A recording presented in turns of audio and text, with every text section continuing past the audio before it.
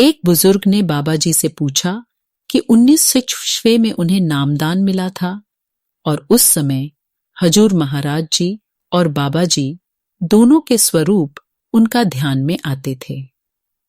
अब ध्यान में 4 स्वरूप आते हैं। वह उलझन में है कि किस पर ध्यान लगाएं? उत्तर: बाबा जी ने समझाया, बेटा, ध्यान का आना हमारे बस में नहीं है। हमारा काम सिर्फ प्रक्रिया का पालन करना है। हमें बस सिमरन करना है। ध्यान किसका आएगा, यह हमारे हाथ में नहीं है। जब सिमरन के साथ मन की एकाग्रता बढ़ेगी तो ध्यान खुद ब खुद आ जाएगा।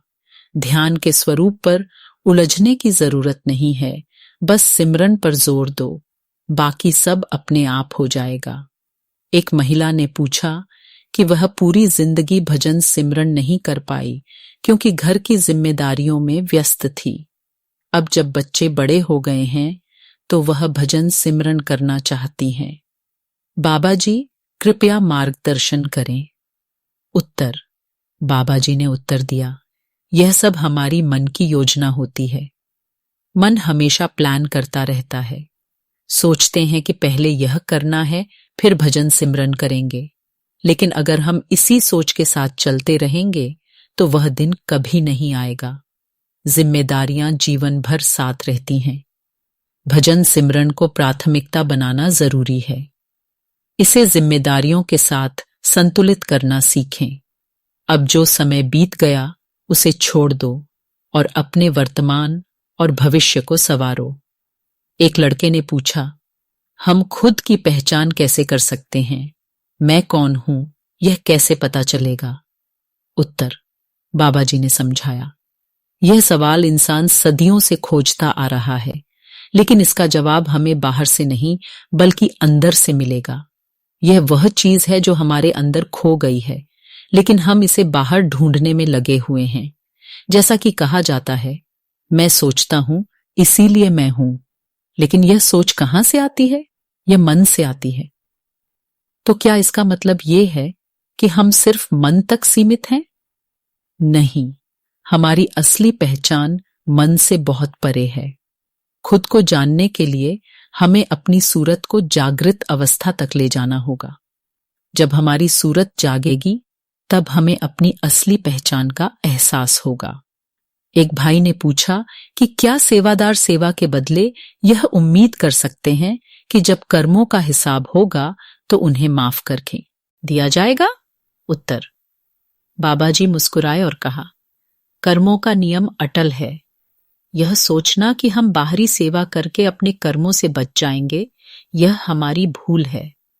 बाहरी सेवा का उद्देश्य मन को निर्मल करना है, उसे झुकाना सिखाना है। बाहरी सेवा से नर्मता आती है, लेकिन कर्म खत्म नहीं होते।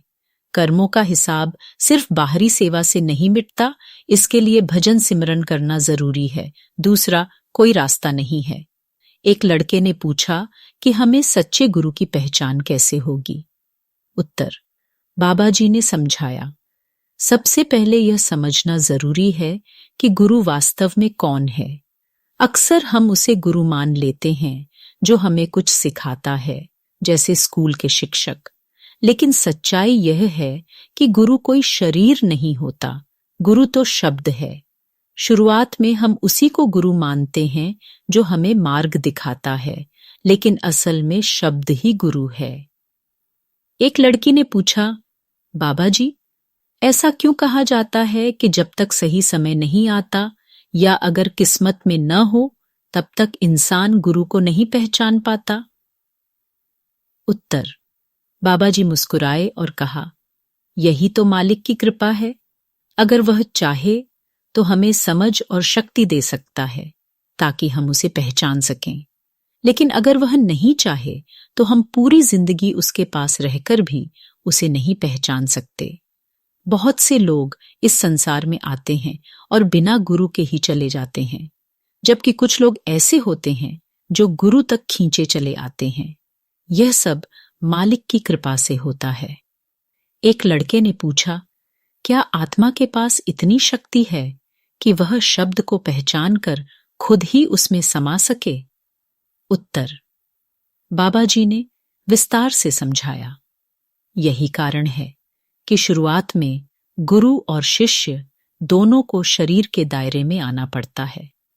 शरीर के माध्यम से हम इस मार्ग को समझ पाते हैं और इसे अपनाने का तरीका सीखते हैं। मालिक ने इंसानी शरीर को विवेक दिया है, जिससे इंसान शरीर में रहते हुए उस युक्ति को अपना सके, जिसके जरिए आत्मा और परमात्मा का मिलन होता है।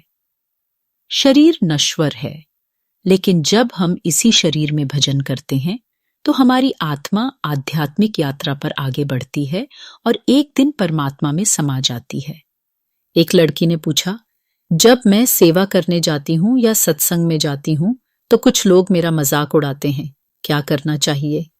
उत्तर: बाबा जी ने मुस्कुराते हुए कहा, अगर कोई हमारे बारे में कुछ कहता है तो हमें उसकी परवाह नहीं करनी चाहिए। दुनिया कभी भी चुप नहीं बैठ सकती। चाहे आप अच्छा करें या बुरा, लोग कुछ न कुछ कहेंगे। संतों और महापुरुषों को भी नहीं छोड़ा। अगर हमारा रास्ता सही है तो हमें चिंता करने की जरूरत नहीं। हमें इस बात पर ध्यान देना चाहिए कि हम क्या कर रहे हैं, न कि हमसे लोग क्या सोच रहे हैं।